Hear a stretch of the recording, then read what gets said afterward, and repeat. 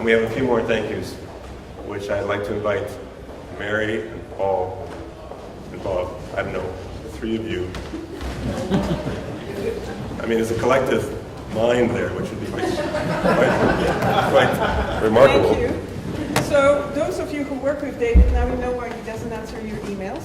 There's been only a modest amount of work here. You asked me to say a few words about the motivation for TechNet. And a number of years ago, in our radiation medicine program, we recognized that we had a problem. We had technologies we knew about, but we didn't have them and couldn't apply them to benefit our patients. So we recruited David, and that problem got solved. And I remember one day before you came in, I said, so once you've done all that, what do you really want to do in the future? And I think the answer was SkanksWorks. And I said, oh, great, and went home and Googled SkanksWorks. It's a farming activity.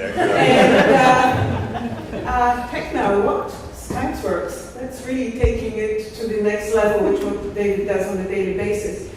Why does Cancer Program decided to support and build TechNet? I think there's real symmetry between the cancer and technology. I know that Ben will tell me that cancer is all about disease of the genome, it's all about biology, but it's biology that has to stand on the firm, broad shoulders of technology, because in order to diagnose, in order to deliver care, in order to cure, we need all the technologies in the world, and at the present time, we're not using these technologies very well. We all are aware of technologies around us that we cannot apply to our patients. And so there's a big challenge for TechNet. And the challenge for TechNet is there because we've all read in the papers that cancer is, unfortunately, the common cause of death in Canada right now. It's overtaken all the other diseases. Cancer is a very complex disease. Denver, where are you? There's not enough challenges for you. Because not only we have patients who survive cancer and get the second and third cancer today, but cancer is becoming a disease of the elderly, and the elderly have a bunch of complex diseases, and we need all the technologies that we can bring to the table to help us. And cancer in Canada is a challenge. Cancer in the world is even a bigger challenge. David talked at the beginning about divide between our expectations, what we expect of from healthcare and what we have. There's a huge divide in cancer. There is not only the digital divide of access to information, but there is real divide where approximately only 50% of all cancers occur in the low and middle income countries in the developing world. However, the 70% of all deaths occur there, and that's because people don't have access.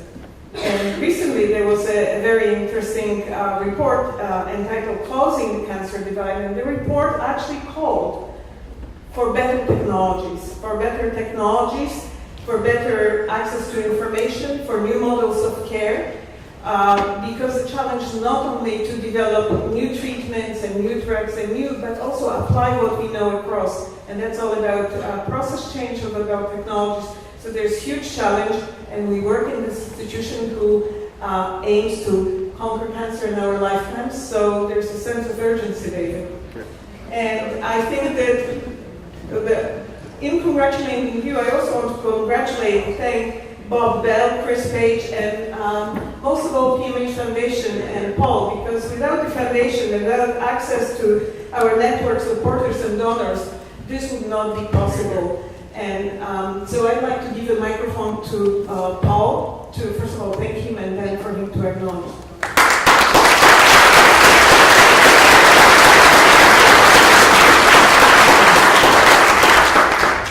Thank you, Mary. You know, as I look around this room, there's only one question that came to mind as I was listening to the excellent presentations today. And that question was, how do we get here? And in one word, if I had to think of one word about how we got here, that one word would be entrepreneurship. Dr. David Jaffrey, you are one of the most entrepreneurial people that I have ever met. And I worked almost my whole career in the private sector with some pretty entrepreneurial people. Your entrepreneurship is what got us here today, David. And on behalf of everybody, as I was sitting here thinking this long journey about how Techno was launched, without your impact and your entrepreneurship, we would not be here today. So congratulations to you, David.